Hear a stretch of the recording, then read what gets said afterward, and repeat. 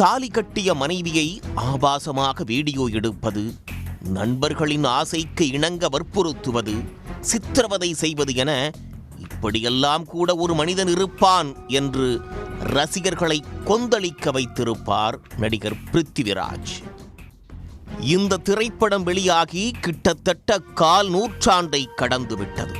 ஆனால் இதுபோன்ற அரக்க குணம் கொண்ட சைக்கோ ஆண்கள் இன்றும் நிஜத்தில் இருக்கிறார்கள் என்பதை நிரூபிக்கும் விதமாக பெங்களூரில் ஒரு சம்பவம் நடந்திருக்கிறது. பெங்களூர் புட்டேனஹள்ளி போலீஸ் எல்லைக்குட்பட்ட பகுதியைச் சேர்ந்தவர் சையத் இனாமுல் ஹக். இவருக்கு கடந்த 2024 டிசம்பர் மாதம் அதே பகுதியைச் சேர்ந்த பெண் ஒருவரோடு திருமணம் நடந்தது. திருமணத்தின் போது 340 கிராம் தங்க நகைகள் மற்றும் ஒரு பைக் வரதட்சணையாக கொடுக்கப்பட்டிருக்கிறது. பல கனவுகளோடு திருமண வாழ்க்கைக்குள் நுழைந்த அந்த பெண்ணுக்கு அடுத்த நாளே காத்திருந்தது பேரதிர்ச்சி.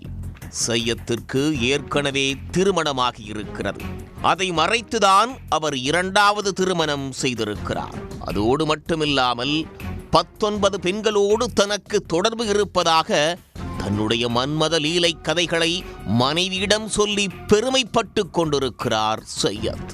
இந்த பேரதிர்ச்சியிலிருந்து அந்த பெண் மீண்டு வருவதற்குள் அதைவிட ஒரு மோசமான வேலையை செய்திருக்கிறார் சையத். படுக்கை அறையில் ரகசிய கேமரா பொருத்திய சையத் மனைவியோடு தனிமையில் இருக்கும் காட்சிகளை பதிவு செய்திருக்கிறார்.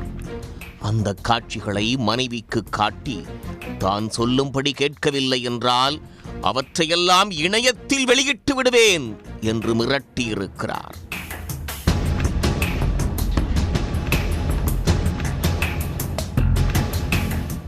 சையத்துக்கு வெளிநாட்டில் ஏராளமான நண்பர்களும் கிளைண்டுகளும் உள்ளனர். அவர்களுக்கெல்லாம் மனைவியின் அந்தரங்க வீடியோக்களை அனுப்பியிருக்கிறார்.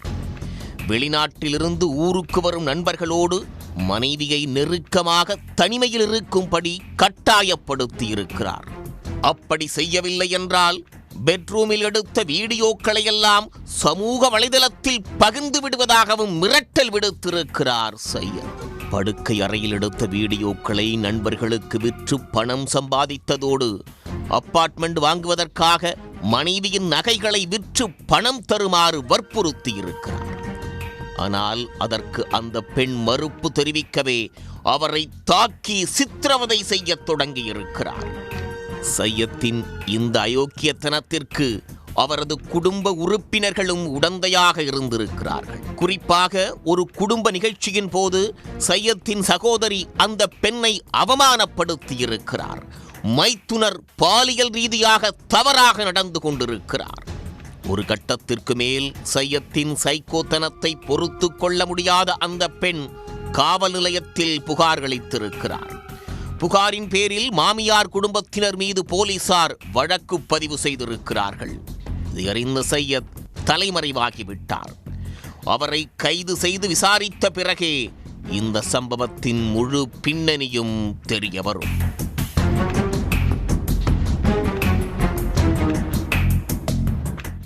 உடனுக்குடன் செய்திகளை தெரிந்து கொள்ள சன் நியூஸ் பெல் ஐகானை கிளிக் பண்ணுங்க.